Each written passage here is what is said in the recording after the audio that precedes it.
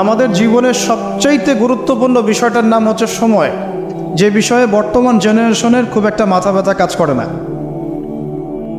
কোনো ব্যক্তি যদি তার হায়াতে তার সময়ের মূল্য বুঝতে পারে প্রকৃত অর্থেই, সে কি কখনো ঘন্টার পর ঘন্টা রাস্তাঘাটে আড্ডা মারতে পারে, অনলাইনে সময় নষ্ট করতে পারে, চায়ের দোকানে আড্ডা পিটাতে পারে, বান্ধবীর পিছনে সময় ব্যয় করতে পারে, টিকটক নিয়ে ব্যস্ত থাকতে পারে? সময়ের মূল্য যে ব্যক্তি বোঝে সে কি কখনো এই কাজগুলো করতে পারে? আল্লাহ পাক সবার আগে এখানে আমাকে বলছেন ওয়াল আসরি, সময়ের কসম, অর্থাৎ সময় আপনার আমার জীবনে অত্যন্ত গুরুত্বপূর্ণ এবং এই সময়টা লিমিটেড। আল্লাহ পাক একটা লিমিটেড টাইম দিয়েছেন আমাদেরকে। এই টাইমটা বাড়বেও না কমবেও না, হয়তোবা বরকত হতে পারে বা বরকত কমে যেতে পারে। হায়াত যেটা আল্লাহ পাক দিয়েছেন এটা কিন্তু বাড়ে না কমে না, বরং এর মধ্যে হয় বরকত হয় অথবা বরকত কমে যায়। যখন মানুষ পাপে লিপ্ত থাকে, কন্টিনিউয়াসলি পাপ করতে থাকে, তার হায়াতের বরকত কমে যায়। আর যখন মানুষ কন্টিনিউয়াসলি নেক কাজ করতে থাকে, ভালো কাজ করতে থাকে, তার হায়াতের মধ্যে বরকত হয়। এবং বরকতময় সময়গুলো খুঁজে খুঁজে বের করে যদি কেউ আমল করতে পারে, যেমন শেষ রাত তাহাজ্জুদের সময় একটা বরকতময় সময়, ফজরের নামাজের পরের যে সুবহে সাদিকের যে সময়টুকু, ইশরাকের সময়, চাষতের সময়, এগুলো বরকতময় সময়। আসর থেকে মাগরিবের সময় বরকতময়, হজের সময়গুলোতে বরকত আছে, রমাদান মাস বরকতময় মাস, লাইলাতুল কদর এবং শেষ 10 রাত বরকতময়, জিলহজের প্রথম 10 দিন বরকতময়, আরাফা আশুরা বরকতময়। এগুলো খুঁজে খুঁজে বের করে যে ব্যক্তি আমল করতে পারে তার হায়াতে বরকত হবে ইনশাআল্লাহ আযজা ওয়া জাল। এক কথায় আল্লাহ রাব্বুল আলামিন সময়ের কসম কেন করছেন? আপনাকে আমাকে এটা বোঝানোর জন্যে যে সময় আমাদের জীবনে সবচেয়ে বেশি গুরুত্বপূর্ণ। যে সময়গুলো আমাদের জীবন থেকে চলে গেছে, আপনি আমি যদি 1000 রাকাত নামাজ পড়েও আল্লাহর কাছে কান্নাকাটি করি, সেটা কিন্তু আর ফিরে আসবে না। হয়তোবা আল্লাহ পাক আমাদের গুনাহগুলোকে মাফ করে দিয়ে বাকি জিন্দেগি আমাদেরকে আমল করার তৌফিক দিবেন ইনশাআল্লাহ তাআলা, কিন্তু যে সময়টুকু আমরা নষ্ট করেছি এটা কিন্তু আর ফিরে আসবে না। আজকে যদি এই একটা লেসন নিয়ে বাসায় যেতে পারি আমরা, যে আমরা আমাদের সময়টাকে মূল্যায়ন করব, আজকের এই মাহফিলটা সার্থক। আর আজকের মাহফিলে আমরা যদি অনেক কথাবার্তা বলি কিন্তু কোনো লেসন নিয়ে বাসায় ফিরে না যাই, তাহলে আজকের এই মাহফিলের কোনো সার্থকতা নাই। আসা এবং যাওয়াই হবে এখানে। আমি আসলাম, নাস্তা খেলাম, লেকচার দিলাম, চলে গেলাম। আপনারা আসলেন, দেখলেন, সেলফি উঠালেন, চলে গেলেন। এটাই কি সার্থকতা? না। 1 নম্বর শিক্ষা নিতে হবে, সময়কে মূল্যায়ন করতে হবে। তো সময়কে মূল্যায়ন করার জন্য একটা বই সাজেস্ট করব, সেটা হলো প্রোডাক্টিভ মুসলিম। একটা বই আছে, বাজারে পাওয়া যায়, প্রোডাক্টিভ মুসলিম। এই বইটার মধ্যে আপনি দেখবেন 24 ঘন্টা কিভাবে আপনি রাসূল সাল্লাল্লাহু আলাইহি ওয়াসাল্লামের সুন্নাহ মতো কাটাবেন, এটা লেখা আছে। এছাড়া আর অনেক অনেক বই আছে, তবে এই বইগুলো ইয়াং জেনারেশনরা বেশি পছন্দ করে এখন। প্রোডাক্টিভ মুসলিম মানে কি? মানে হচ্ছে 24 ঘন্টাকে সে এমনভাবে ব্যালেন্স করবে যার মধ্যে তার পড়াশোনা, তার ইবাদত, তার তেলাওয়াত, তার জিকির আজগার, তার বাজারঘাট, তার ব্যবসা বাণিজ্য, তার পরিবার, সব কিছু ব্যালেন্স করা যায়। ইসলামে তো বৈরাগ্যবাদের সুযোগ নাই। সারাদিন খালি নামাজই পড়বো, এর নাম তো ইসলাম নয়।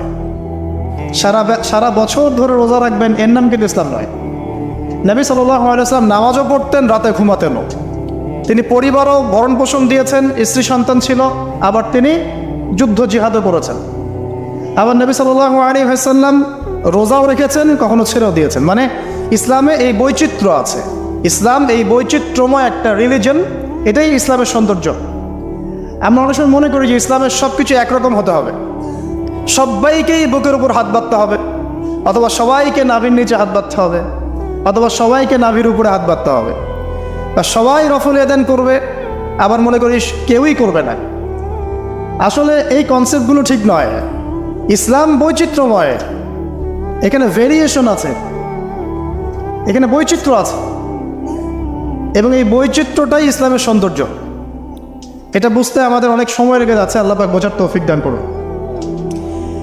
চিন্তার মধ্যে মত পার্থক্য থাকবে। একটা হাদিস, কোরআনের একটা সূরা, একজন স্কলার একভাবে ব্যাখ্যা করছেন, আরেকজন কিন্তু আরেকভাবে ব্যাখ্যা করছেন। এখন ব্যাখ্যার মধ্যে মত পার্থক্য দেখা যাচ্ছে, কিন্তু কখনো কখনো দেখা যায় দুটো ব্যাখ্যাই ঠিক আছে। আল্লাহ পাক কাউকে এমন একটা ইলম দিয়েছেন যা অন্য কাউকে দেন নাই, আরেকজনকে আল্লাহ পাক এমন একটা বুঝ দিয়েছেন যেটা আবার অন্য কাউকে দেন নাই। কিন্তু কোরআনের একটা আয়াতকে কেন্দ্র করেই কিন্তু ব্যাখ্যাগুলো এসেছে।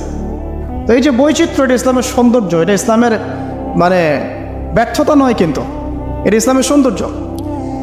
শুধু খেয়াল রাখতে হবে ওই ব্যাখ্যা, ওই বুঝ আমরা গ্রহণ করব যেই বুঝ এবং ব্যাখ্যা নবী সাল্লাল্লাহু আলাইহি ওয়াসাল্লাম এবং সাহাবায়ে কেরাম রাদিয়াল্লাহু আনহুম তাদের থেকে স্বীকৃত, এতটুকুই। তো যে বিষয়ে আসছিলাম ভাই, সময়টাকে মূল্যায়ন করে প্রফেটিক লাইফস্টাইল, এটা বলা যতটা সহজ, করাটা খুব কঠিন। রাতের ঘুমানো থেকে শুরু করে আবার রাতের ঘুম পর্যন্ত এই যে 24 ঘন্টার দিন রাত, এটাকে এমনভাবে ঢেলে সাজাতে হবে যাতে এর মধ্যে আমার ইবাদত থাকে, নামাজ থাকে, জামাতে নামাজ থাকে, তিলাওয়াত থাকে, তালিম দেওয়া থাকে, দিন প্রচার থাকে, পরিবারকে সময় দেওয়া থাকে, বাজারঘাট করা থাকে, সন্তান প্রতিপালন থাকে, ব্যবসা বাণিজ্য থাকে, সব কিছুকে ব্যালেন্স করতে হবে। যদি এটা করতে পারি তাহলে ইনশাআল্লাহ আগামী দিনে আশা করা যায় আমাদের তরুণ প্রজন্মের হাতে ইসলামের পতাকা উঠবে ইনশাআল্লাহ। আর এখন যে লাইফস্টাইল আমরা পালন করছি আর কি, বাস্তবতায় আসেন, সেটা হচ্ছে এমন, ঘুমাচ্ছি রাত 2-3টায়, কারণ গার্লফ্রেন্ড তো ফোন দেয় রাত 12টার পরে, আর গার্লফ্রেন্ড ফোন দিলে তো 3-4 ঘন্টা কথা না বলে থাকা যায় না, তাই না ভাই? তার মানে ঠিক বলছেন, তার মানে এর সাথে অভ্যস্ত আছেন আপনারা।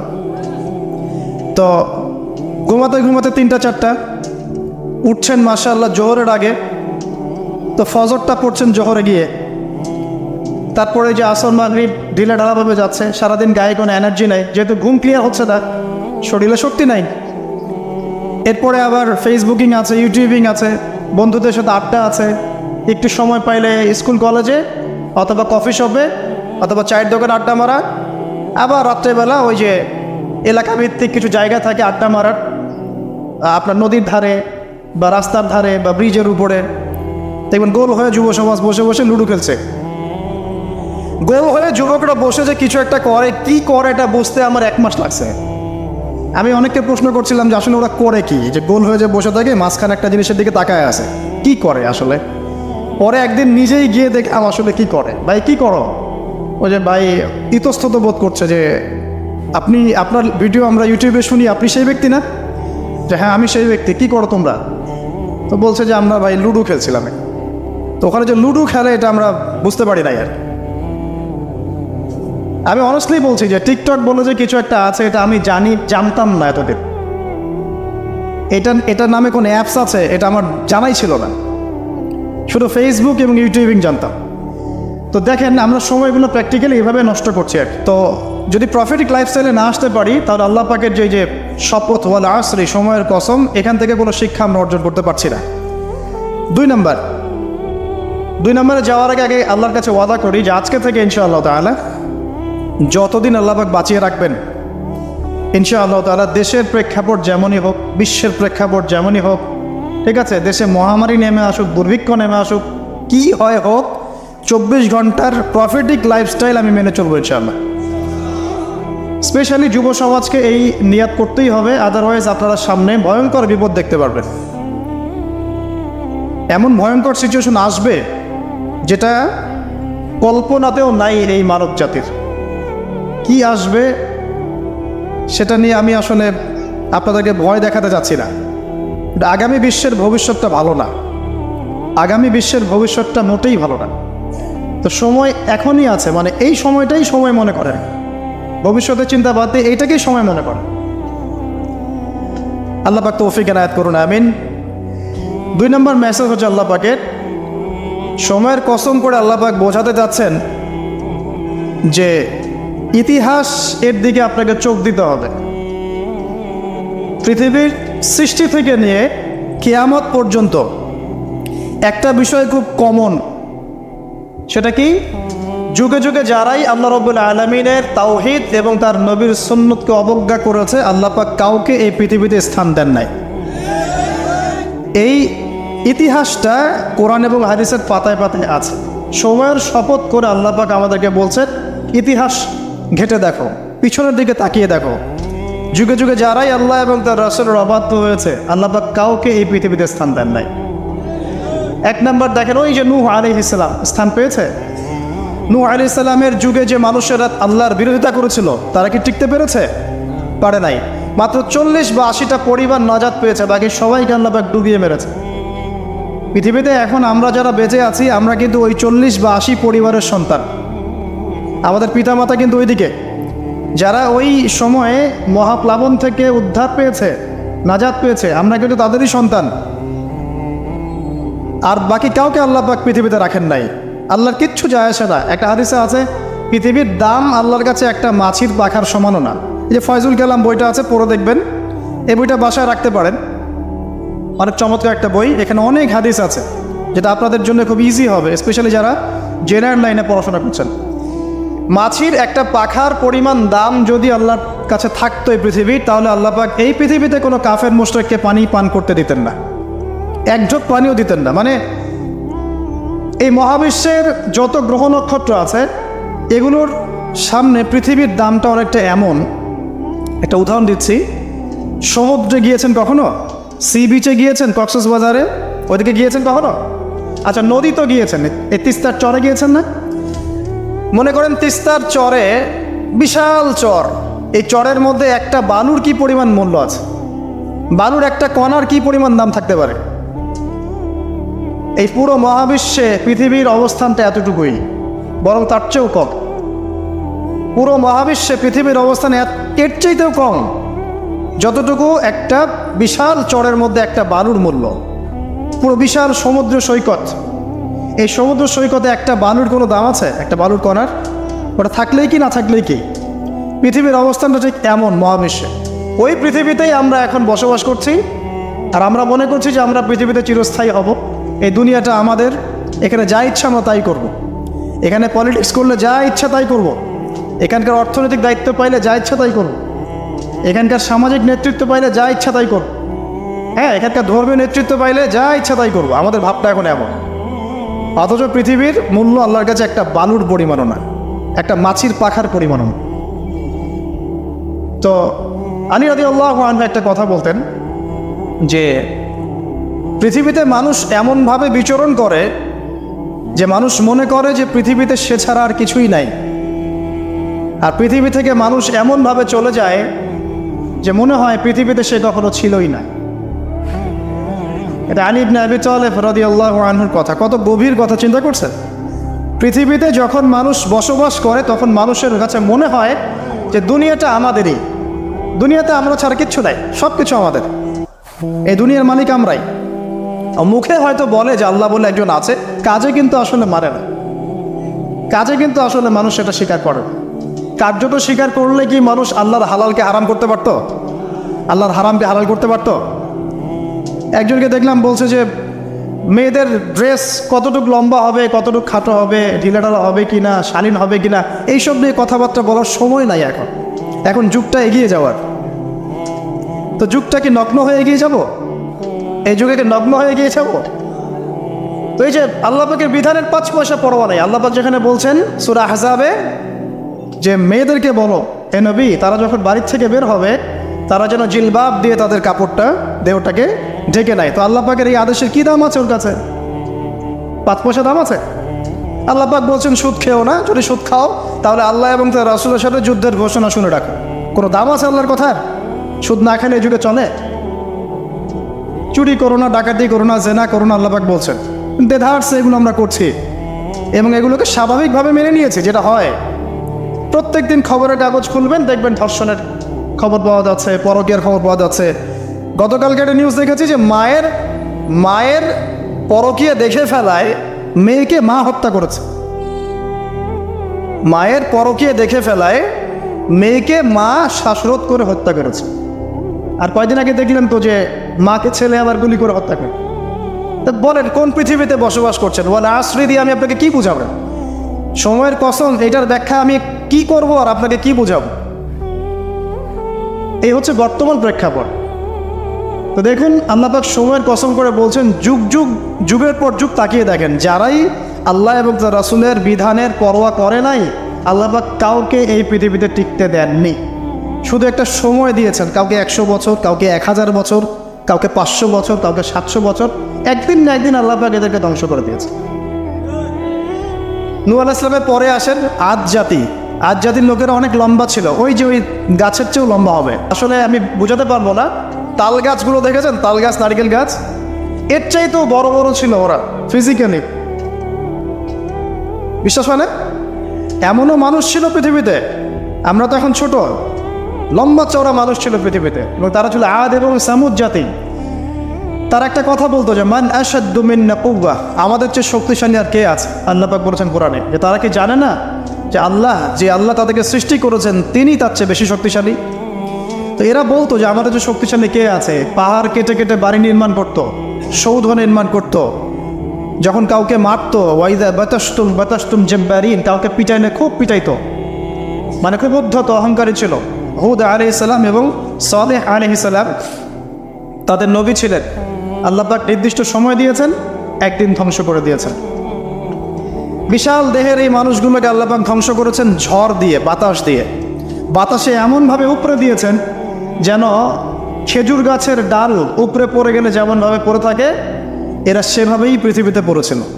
শেষ, সমস্ত দম্ভ অহংকার সব শেষ, চূর্ণ বিচূর্ণ। সামুদ জাতির একই অবস্থা, আকাশ থেকে বজ্রপাত, এই যে বিজলি যেটা বলি আমরা, প্রচণ্ড বজ্রনিনাদ শব্দে একদিনে শেষ। কমে লুত পরস্পর ছেলে ছেলে জেনা করতো, নাউজুবিল্লাহ, যেটা এখনকার ফ্যাশন হয়ে গেছে আর কি। হ্যাঁ, আজকে দেখলাম একটা নিউজ, যে আমি আসলে নিউজ দেখতে খুব পছন্দ করি, যে একটা স্কুলের টিচার, সে নিজেও সমকামী, সে শিক্ষার্থীদেরকে পড়াচ্ছে, সে নিজেও সমকামী, তাকে সরিয়ে দেওয়ার জন্য শিক্ষার্থীরা আন্দোলন করছে। এখন এদের সংগঠনও আছে, এদের পতাকা আছে, এদের ম্যাগাজিন আছে, এরা মানবতার কথা বলে, এরা বলে যে বাক স্বাধীনতার কথা বলে। আগে ওই উইকিপিডিয়া ঘাটলে দেখবেন, আগে দেখা যেত যে সমকামিতাকে একটা রোগ বলতো মানুষ, যেটা মানসিক রোগ ইত্যাদি। এখন উইকিপিডিয়া ঘেটে দেখবেন, এখন এটাকে বলে এটা হচ্ছে বাক স্বাধীনতা। মানে বাক স্বাধীনতা, আপনি চাইলে একটা ছেলেকেও বিয়ে করতে পারেন, একটা মেয়েকেও করতে পারেন। লূত আলাইহিস সালামের কওম এই কাজটা করতো। এমনই অসভ্য কওম ছিল যে দুইজন ফেরেশতাকে আল্লাহ পাক দুইজন তরুণ যুবকের রূপে পাঠিয়েছেন। দুজন ফেরেশতার নাম, একজন জিবরাইল আলাইহিস সালাম, একজনের নাম মিকাইল আলাইহিস সালাম। দুইজনকে পাঠিয়েছেন ওদেরকে ধ্বংস করার জন্য, কিন্তু ফুটফুটে সুদর্শন তরুণের রূপে আর কি। তো তারা এসে আশ্রয় নিয়েছেন লূত আলাইহিস সালামের বাসায়। এখন ওই কওমের লোকেরা এসে লূত আলাইহিস সালামকে বলছে যে তোমার মেহমানদেরকে ডেকে নিয়ে আসো। লূত আলাইহিস সালাম বলছে কি জন্যে? তখন তারা বলছে তুমি তো খুব ভালো করেই জানো আমরা কি জন্য এসেছি। কথা কি বুঝতে পারছেন? লূত আলাইহিস সালাম বলছেন যে আউলাই বানাতি ইন কুনতুম ফাইলিন, আমার মেয়েরা আছে, তোমাদের যদি কোনো মানে সৎ পুরুষ থেকে থাকো তাহলে আমার মেয়েদেরকে বিয়ে করে নাও, প্রয়োজন আমার মেয়েদেরকে বিয়ে করে নাও, তারপরে ওই খারাপ কাজে যেও না। তখন তারা বলছে যে তুমি খুব ভালো করেই জানো লূত আমরা কি জন্য এসেছি, তোমার মেয়েদের ব্যাপারে আমার কোনো আগ্রহ নাই, চিন্তা করতে পারেন? তখন লূত আলাইহিস সালাম বলছেন আলাইসা মিনকুম রাজুলুন রাশীদ, তোমাদের মধ্যে কি একটা ভালো মানুষও বাকি নাই? এরকম কম ছিল, মানে আল্লাহর ফেরেশতাদেরকেও চাচ্ছে নিজেদের কুপ্রবৃত্তি দমন করার জন্য। আল্লাহ পাক ওই জাতিটাকে এমনভাবে ধ্বংস করেছেন, ফেরেশতা জিবরাইল আলাইহিস সালামের পাখা আছে প্রায় 600টা পাখা, 2টা পাখা দিয়ে তিনি ওই পুরো কওমকে এভাবে উঠিয়েছেন আসমানে। তারপর আসমান থেকে ওদেরকে পাথর বর্ষণ করা হয়েছে, রজম যেটা বলি আমরা। দুনিয়াতে রজম না হলে আসমানে হয়েছে রজম, পাথর নিক্ষেপ করে থেতলে দেওয়া হয়েছে, তারপরে এদেরকে উল্টে এভাবে দাফন করে দেওয়া হয়েছে। জর্ডান নামক জায়গার ডেড সি বা মৃত সাগর যেটা, ওই জায়গাটা হচ্ছে কওমে লূতের জায়গা। অনলাইনে ঘেটে দেখেন, এই জায়গায় এই কওমে লূত থাকতো, সমকামী। তো এখন এটা মুহাম্মদ সাল্লাল্লাহু আলাইহি ওয়াসাল্লাম নিজেও বলছেন যে আমি আমার উম্মতের উপরে যে কয়টা বিষয়ে বেশি ভয় করি তার মধ্যে একটা হচ্ছে গোপন শিরক, একটা হচ্ছে লোক দেখানো আমল, একটা হচ্ছে এ উম্মতের এক শ্রেণীর আলেম তারা সমাজে ফিতনা সৃষ্টি করে বেড়াবে এবং আসমানের নিচে এরা সবচেয়ে নিকৃষ্ট শ্রেণীর মানুষ হবে। আমি ভয় করি আমার উম্মত মূর্তি পূজারী হয়ে যাবে, এবং আমি ভয় করি আমার উম্মতের মধ্যে সমকামিতা ছড়িয়ে পড়ছে না? এখন পড়ছে। খুব সতর্ক সাবধান থাকবে। এটা ছড়িয়ে পড়ার মূল কারণ কি? খুব কমন প্রশ্ন, আসলে কারণের দিকে আসেন, কারণটা ফাইন্ড আউট করি। জেনা যে ছড়িয়ে পড়ছে আর পরকীয়া যে ছড়িয়ে পড়ছে, সমকামিতা ছড়িয়ে পড়ছে, এর কারণটা কি? কী কারণ? আজকে থেকে 50 বছর আগে তো এমন ছিল না। লাস্ট 50 বছরে কি হচ্ছে, মানে এটা ছড়িয়ে পড়ছে, কারণটা কি? 1 নম্বর কারণ হচ্ছে ফ্রি মিক্সিং, মানে ছেলে মেয়ের অবাধ বিচরণ। এটা 1 নম্বর কারণ। আগে যত বেশি পর্দা রেস্ট্রিক্টেড ছিল তত বেশি এখান থেকে মানুষ সেফ ছিল। 2 নম্বর কারণ হচ্ছে যে যৌন শিক্ষার নামে আমরা মানুষকে নম্রতা শেখাচ্ছি। 3 নম্বর কারণ হচ্ছে প্রত্যেক প্রিন্ট এবং ইলেকট্রনিক মিডিয়া যৌনতার সুড়সুড়ি দিচ্ছে। আর তার চেয়ে বড় 4 নম্বর কারণ হচ্ছে পর্নোগ্রাফি। এটা সবার মোবাইলে এখন ফ্রি অ্যাক্সেস। যে কেউ ইচ্ছা, আলেম হোক আর জালেম হোক আর যেই হোক না কেন, সবাই বাসায় গিয়ে চুপচুপ করে পর্নোগ্রাফি দেখতে পারে। এবং যখন এটাতে মানুষ আসক্ত হয়ে যায় তখন ভিতর থেকে সে পশু হয়ে যায়। নিজের মেয়ের সাথে জেনা করতেও তার বুক কাঁপবে না। আপনি কি জানেন এখন অনেক পিতা বেরিয়েছে যারা নিজের মেয়ের সাথে জেনা করছে? খবর দেখেছেন? এটা কিভাবে সম্ভব? পর্নোগ্রাফির মধ্য দিয়ে সম্ভব। পর্নোগ্রাফি দেখতে দেখতে দেখতে দেখতে এগুলোকে মানুষের কাছে কমন মনে হচ্ছে, স্বাভাবিক। তখন কোনো মেয়ের দিকে আর সম্মানের চোখে মানুষ তাকাতে পারছে না। একটা মেয়ের দিকে সম্মানের দৃষ্টিতে মানুষ আর তাকাতে পারছে না। আর মেয়েরাও যে খুব ভালো তা না। ম্যাক্সিমাম মেয়ে দেখা যায় বেপর্দায় চলে। ওরা আরও পছন্দ করে কেউ ওদেরকে প্রিজিং করুক, কেউ একটু লাভ লেটার দিক, কেউ টিকটক একটু নক করুক, কেউ মেসেঞ্জারে নক করুক। অনেক মেয়েরা তো অনেক বদ এখন। ভালো মেয়ে খুঁজে পাবেন কোথায়? খুবই রেয়ার, খুবই রেয়ার। ভালো মেয়ে খুঁজে পাওয়া খুবই রেয়ার। যদি আপনি নিজে পবিত্র না থাকেন, আপনি পবিত্র মেয়ে খুঁজে পাবেন না। প্রিয় দিনী ভাই, আপনি যদি নিজে পবিত্র না থাকেন, আপনি পবিত্র মেয়ে খুঁজে পাবেন না। বড় বড় শহরগুলোতে গিয়ে দেখেন, শপিং মলগুলোতে গিয়ে দেখেন, শপিং মল, ইউনিভার্সিটিস, মেগা সিটিসগুলোতে গিয়ে দেখেন, মেয়েদের গেট আপগুলো দেখেন। বলবে যে হুজুর আপনারা এগুলো দেখেন না, বাট আমাদের চোখের সামনে পড়ে যায়। আর চোখের সামনে যখন পড়ে যায় তখন তো আমরা চোখ বন্ধ করে হাঁটতে পারবো না। মনে করেন আমি কার ড্রাইভ করছি, এমন আমি চোখ বন্ধ করে ড্রাইভ করবো? সামনে কেউ পড়ে গেলে বলবেন হুজুর আপনার দৃষ্টি খারাপ। কি ফাইজলামি শুরু করছে! ডানে বামে চারপাশে যখন মেয়েরা এভাবে নগ্ন হয়ে ঘুরবে, আমি কি চোখ বন্ধ করে আকাশের দিকে তাকায় গাড়ি চালাবো? না আকাশের দিকে তাকায় হাঁটবেন, নাকি মাটির তলে তাকায় হাঁটবেন? কী করব? তো এগুলো হচ্ছে এক প্রকার এক শ্রেণীর বুদ্ধি প্রতিবন্ধী আছে, নাস্তিকতায় বিশ্বাসী, এদের খোরা যুক্তি এগুলো। তো সারা দেশে এরকম নগ্নতা ছড়িয়ে বেড়াবা আর বলবা যে তোমাদের মানসিক সমস্যা, হ্যাঁ তোমাদের মনের সমস্যা, রোগটা তোমাদের মনে। আশ্চর্য বিষয়। সুবহানাল্লাহ। তো যেটা বলছিলাম ভাই, এগুলোর কারণটার দিকে আসেন। মূল কারণটা কিন্তু এইগুলা, ফ্রি মিক্সিং। আপনার মিডিয়াগুলোর মধ্য দিয়ে এইভাবে অবাধে দেদারসে যৌনতার প্রদর্শনী, বিভিন্ন মুভিজ অ্যান্ড ফিল্মস অ্যান্ড এই যে সিরিয়াল, এইগুলা এমন কিছু মিডিয়া যেগুলো আমাদেরকে যৌনতা শেখাচ্ছে, এবং পর্নোগ্রাফি, এগুলো সব কিছু যখন একত্রিত হয়েছে তখন দেখবেন সমাজের মধ্যে যৌনতা বেড়েছে, জেনা বেড়েছে, ধর্ষণ বাড়ছে, তারপরে পরকীয়া বাড়ছে, এবং এগুলো এখন নর্মাল হয়ে গেছে। মানে এগুলো নর্মাল, মানুষ সবাই মেনে নিছে যে এটা হয়, এমনই আসল। ধর্ষণ দিনে 4-5টা হয়, হ্যাঁ রেপ এটা হতেই পারে। জেনা, ছেলে মেয়ে একটা আপোষের সম্মতিতে প্রেম করছে, জেনা করছে, তো সমস্যার কিছু নাই। এটা বাক স্বাধীনতা, এটা মানুষ মনে করে এখন। হ্যাঁ, দুজন যদি পরস্পর সম্মতিতে জেনা করে, এটাকে পাপ মনে করা হচ্ছে না এখন আর। আপনার কথা কি মাথার মধ্যে আছে? সত্যি, এখন যদি দুজন একজন মেয়ে যদি সম্মতিতে জেনা করে, এটাকে পাপ মনে করা হচ্ছে না। জোর করে করলে তখন পাপ মনে করা হচ্ছে। এবং দেখা যায় অনেক পরিবার, আপনি জরিপ করে দেখেন, ম্যাক্সিমাম পরিবারে এখন পরকীয়া ঢুকে গেছে। স্বামীকে নিয়ে স্ত্রী সন্তুষ্ট না, স্ত্রীকে নিয়ে স্বামী সন্তুষ্ট না, চলছে। আবার যদি কেউ অনেস্টলি একাধিক বিয়ের দিকে যায়, তখন তাকে আবার সমাজের দিকে খারাপ চোখে দেখা হচ্ছে। দেখা যাবে একটা স্ত্রী আছে বাসায়, কিন্তু বাইরে 10টা মেয়ের সাথে টাঙ্কি মেরে বেড়ায়, কোনো সমস্যা নাই। 10টা মেয়ের সাথে জেনা করে বেড়ায়, কোনো সমস্যা নাই। কিন্তু একটা মেয়েকে যদি বিয়ে করে তাকে ভরণ পোষণ, তার রেসপন্সিবিলিটি, তার গার্ডিয়ানশিপ, তাকে সম্পত্তির অধিকার, যৌন অধিকার সব কিছু দেওয়ার চেষ্টা করে, তখন সমাজের মানুষ বাঁকা চোখে তাকায় থাকে। এটা কোন যুগে আছে? এটা আইয়ামে জাহিলিয়াত চলছে এখন। আমরা মক্কাকে আইয়ামে জাহিলিয়াত মনে করেন? মক্কার জাহিলিয়াতের চেয়ে 1000 গুণ বেশি জাহিলিয়াত এখনকার বিশ্বে আছে। কেউ চ্যালেঞ্জ করলে আমার সাথে ডিবেট করতে বলেন, আমি প্রমাণ করে দিব যে মক্কার জাহিলিয়াতের চাইতে 1000 গুণ বেশি জাহিলিয়াত এই যুগে আছে।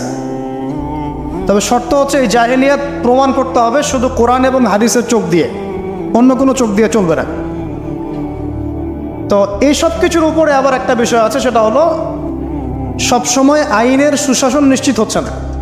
সব ধর্ষকের বিচার হচ্ছে না, সব জেলাগারের বিচার হচ্ছে না, মাদকদ্রব্য সবার বিচার হচ্ছে না। আর বিচার হলে আইনের ফাঁকফোকর দিয়ে বেরিয়ে যাচ্ছে। আর সিস্টেম করা আছে, ওখানে একটু খাওয়াবেন, তার নিচে একটু খাওয়াবেন, তারপর এখানে একটু খাওয়াবেন, আস্তে আস্তে সব খুলে যাবে। আর এগুলো আমরা মেনে নর্মাল, এমনই সিস্টেম আমরা সবাই মেনে নিয়েছি, এটাই হয়। এই যে মেনে নেওয়ার ট্রেন্ড, এটা করতে করতে করতে আমরা এখন চরম রকম জাহিলি একটা সমাজে বসবাস করছি। এই সময়ের কসম আল্লাহ পাক আপনাকে বলছেন, ওয়াল আসরি, সময়ের কসম। মানে কোন সময় আপনি বসবাস করছেন নিজেই চোখ দিয়ে দেখেন। সময়কে চিনতে শিখুন, ইতিহাস পড়তে শিখুন। ইতিহাসের সময়ের যুগে যুগে যারা আল্লাহর আইনের বা আল্লাহর বিধানের বিরোধিতা করেছে ওদের কি পরিণত হয়েছে দেখুন, আর সময়কে মূল্যায়ন করুন। এভাবে আদ সামুদের কথা বললাম, কওমে লূতের কথা বললাম, এই যে কওমে শুআইব একই অবস্থা, মাপে কম দিত, আল্লাহ পাক ভূমিকম্প দিয়ে ধ্বংস করে দিয়েছে, মানুষকে ঠকাতো। শুআইব আলাইহিস সালামের কওম যেভাবে মানুষকে ঠকাতো, এখনকার IMF আর ওয়ার্ল্ড ব্যাংক মানুষকে এইভাবে ঠকায়। এটা আপনি বুঝবেন না যদি ইন্টারন্যাশনাল ইকোনমিক্স মনিটারি সিস্টেম সম্পর্কে পড়াশোনা না করেন। সুদের জালে ফেলে দরিদ্র দেশগুলোকে একদম গলায় রশি ধরে টেনে ফেলে দিবে, হ্যাঁ, সুদের মধ্য দিয়ে। এবং পুরো ওয়ার্ল্ডটাকে এভাবে সাজিয়েছে, এর বাইরে কেউ বেরোতে পারবে না। তারপরে ওরা ইন্দোনেশিয়াকে ইকোনমিক স্যাংশন দিয়ে দিয়েছে। ইন্দোনেশিয়া আসতে একটা ভালো অবস্থান থেকে হঠাৎ করে ধাপ করে পড়ে গিয়েছে। যখন টার্কি এখান থেকে বের হওয়ার চেষ্টা করেছে, ওকে স্যাংশন দিয়ে দিয়েছে। ভেনিজুয়েলা যখন বের হওয়ার চেষ্টা করেছে, ওকে স্যাংশন দিয়ে দিয়েছে। মানে এরা শুআইব আলাইহিস সালামের ওই কওমের মতোই পুরো মানব জাতিকে অর্থনৈতিক দাসত্বের দিকে নিয়ে গেছে। শুআইব আলাইহিস সালামের কওমের পরে কি? ফিরআউনের কওম, মুসা আলাইহিস সালাম। ফিরআউন ছিল বিশ্বের সবচেয়ে প্রতাপশালী নেতা, যে নিজেকে এক পর্যায়ে বলেছিল যে আনা রব্বুকুমুল আ'লা, আমি তোমাদের মহান রব, তাই না?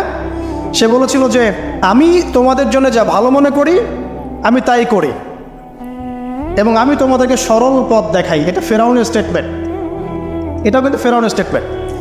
তো সে নিজেকে এক পর্যায়ে রব দাবি করে, এবং আল্লাহ পাক তাকে ক্ষমতা দিয়েছিলেন, দীর্ঘ হায়াত দিয়েছিলেন, ওকে জুলুমের ক্ষেত্রে আল্লাহ পাক অবকাশ ছাড় দিয়েছিলেন। এক পর্যায়ে সে মনে করলো যে তাকে ধরার কেউ নাই। আল্লাহ রাব্বুল আলামিন একটা সুযোগের অপেক্ষা, জাস্ট একটা সুযোগের অপেক্ষা, সেটা হলো মুসা আলাইহিস সালামকে ধাওয়া করছে।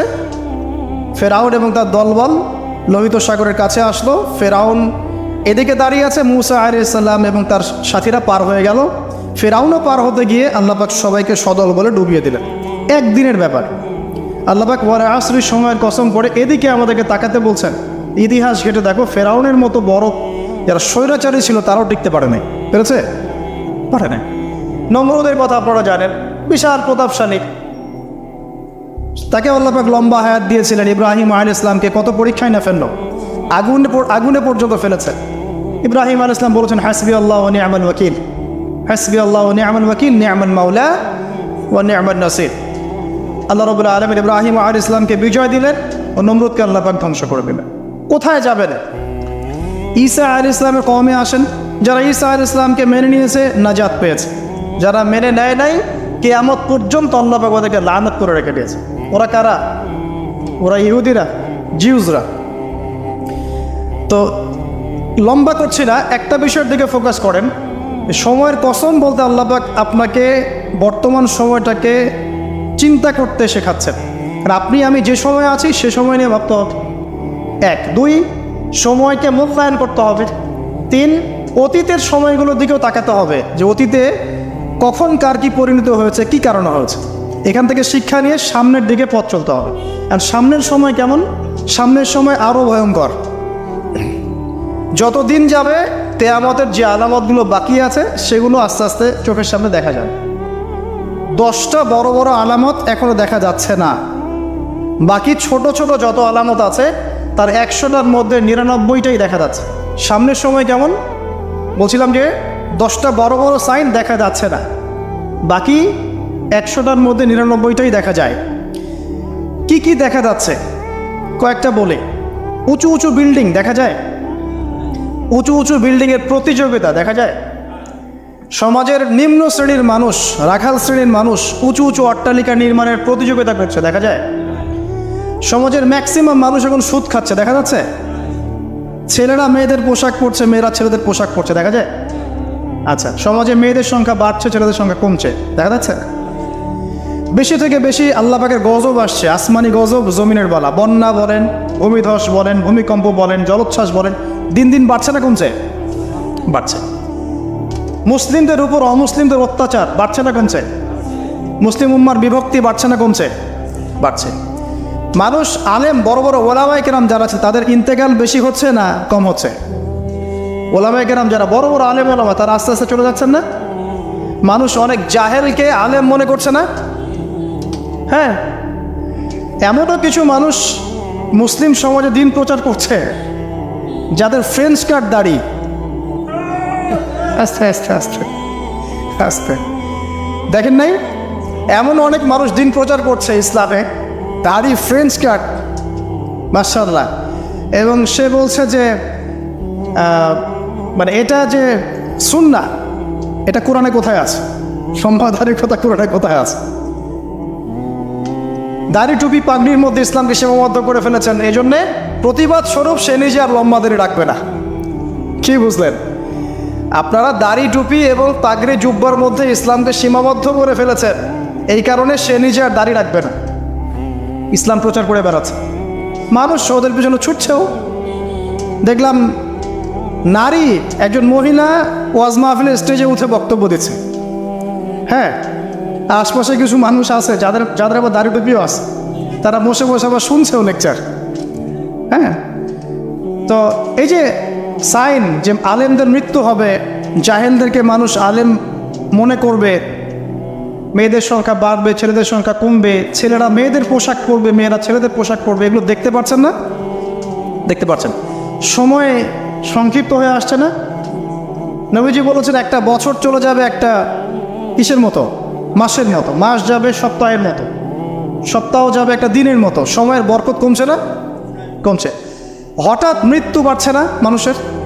হঠাৎ মৃত্যু যাচ্ছে, অ্যাক্সিডেন্ট, মরে যান হঠাৎ। দেখবেন ছোট ছোট বাচ্চা যারা আছে, এই বাচ্চাদের সাথে যৌন সম্পর্ক বাড়ছে না? বাচ্চা থেকে ধর্ষণ বাড়ছে না? সমাজে এমনি নর্মালি জেনার ধর্ষণ বাড়ছে না? পরিবারের ভাঙনগুলো হচ্ছে না বেশি? ভাঙন বাড়ছে না? পরকীয়া বাড়ছে না?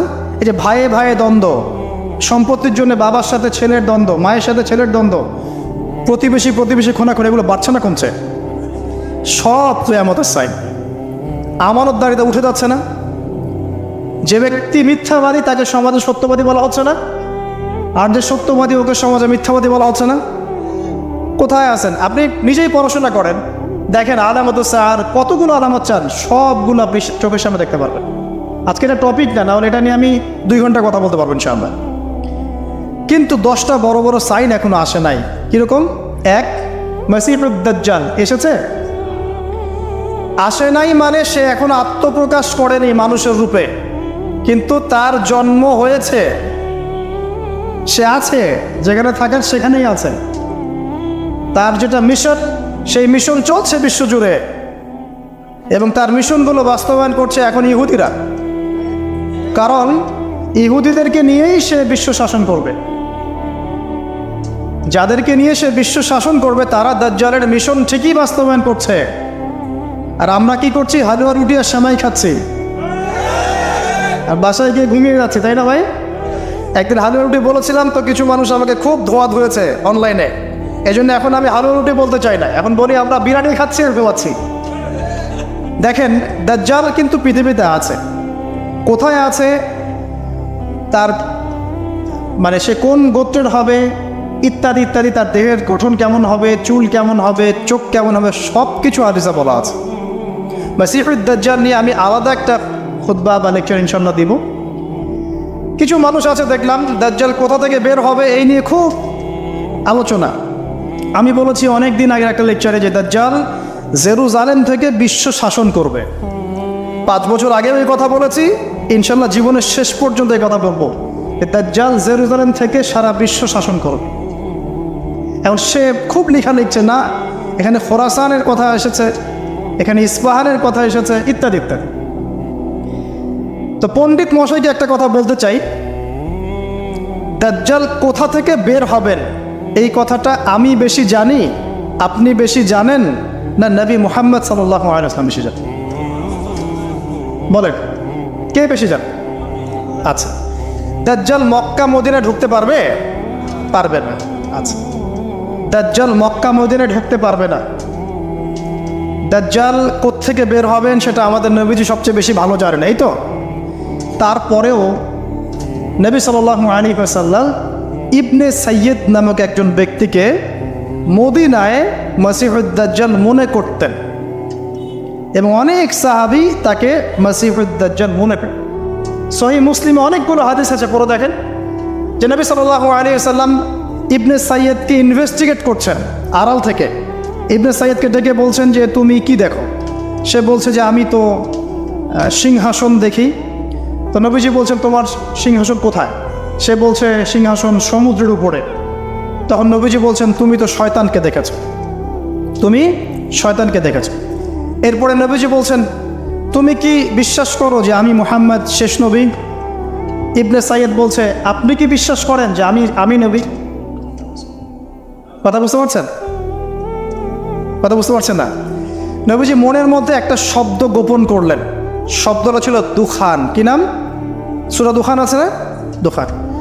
দুখান শব্দটা মনের মধ্যে গোপন করে ইবনে সাইয়্যিদকে বলছেন যে বলো দেখি আমি মনের মধ্যে কি শব্দ গোপন করে রেখেছি। তখন ইবনে সাইয়্যিদ কি বললো জানেন? বলল দুখ দুখ। রহস্যময় ক্যারেক্টার না একটা? ওমর রাদিয়াল্লাহু আনহু বলছেন যে ইয়া রাসূলুল্লাহ আপনি আমাকে অনুমতি দেন, এর গর্দানটা আমি উড়াই দিই।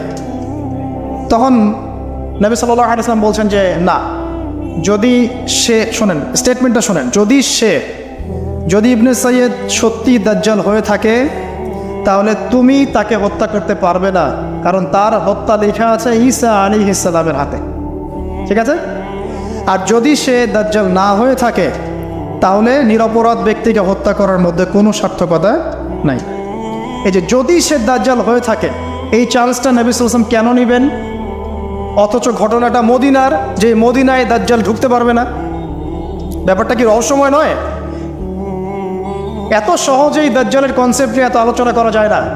2-4টা হাদিসকে মিলালেই সব কিছুর কনক্লুশন আসে না। দাজ্জালের খুরুজ একটা জিনিস, ওর জন্ম নিয়ে আর একটা জিনিস। সে পৃথিবীতে আছে, সৃষ্টির শুরু থেকেই আছে। স্বয়ং নূহ আলাইহিস সালাম যখন নবী ছিলেন তখন নূহ আলাইহিস সালামও তার কওমকে দাজ্জাল সম্পর্কে সতর্ক করেছেন। তো নূহ আলাইহিস সালামের যুগে সে কোথায় ছিল? এটা কি চিন্তার বিষয় নয়? আবার তামিম দাড়ি দেখে আসছেন দ্বীপের মধ্যে তাকে বাধা অবস্থায়। হাদিস আছে না? আছে। এখন একটা হাদিসের মধ্যে যে আছে যে দাজ্জাল ইরাক এবং শাম এর মাঝামাঝি একটা রাস্তা থেকে বের হয়ে আসবে, এটা একটা হাদিস। আরেকটাতে আছে ইস্পাহান থেকে বের হয়ে আসবে। ইস্পাহান কিন্তু এখন ইরানের মধ্যে, ঠিক আছে? আরেকটা হাদিসে আছে খোরাসান থেকে বের হয়ে আসবে। আপনি কীভাবে মেলাবেন?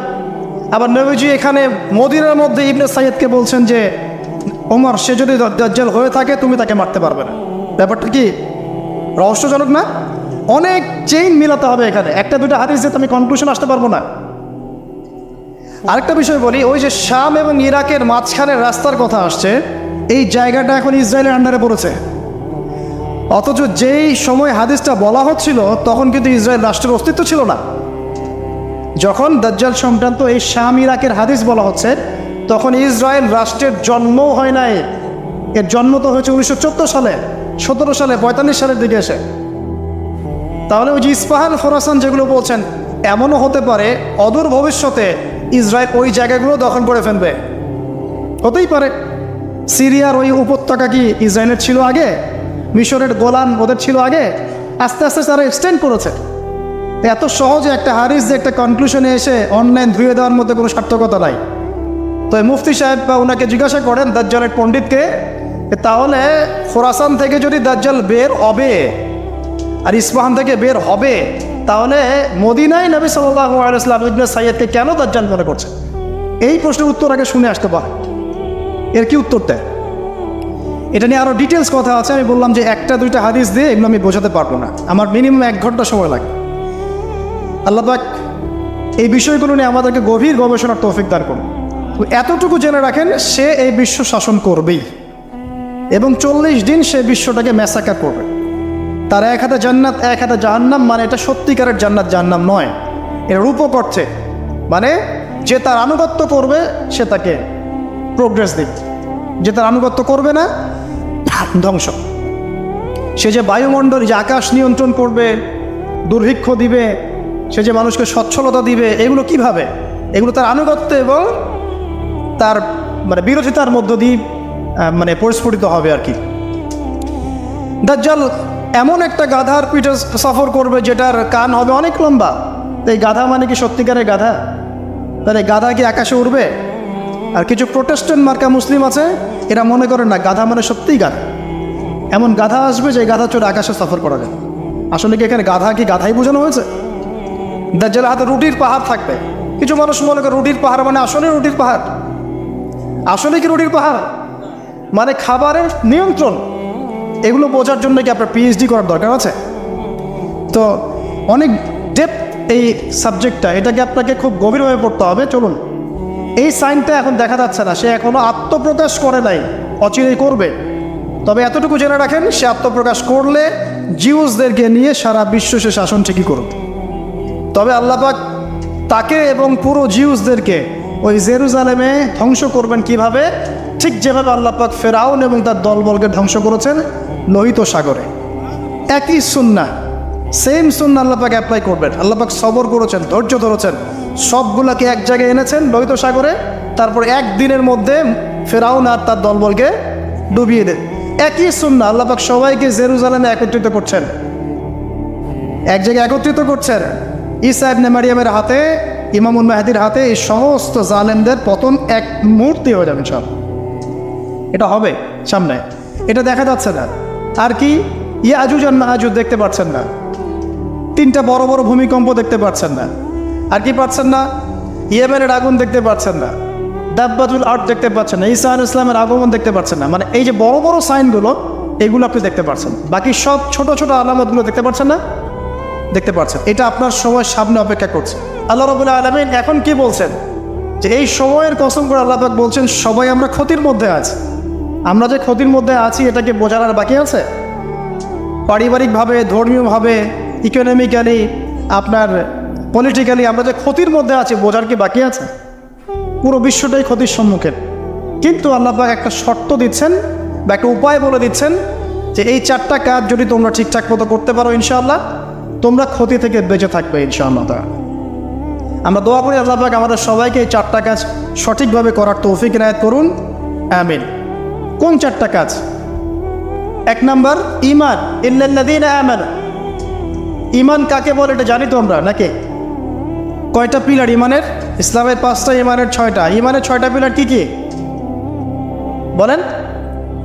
1 নাম্বার কি? আল্লাহর প্রতি বিশ্বাস। তারপরে ফেরেশতাগণের প্রতি বিশ্বাস।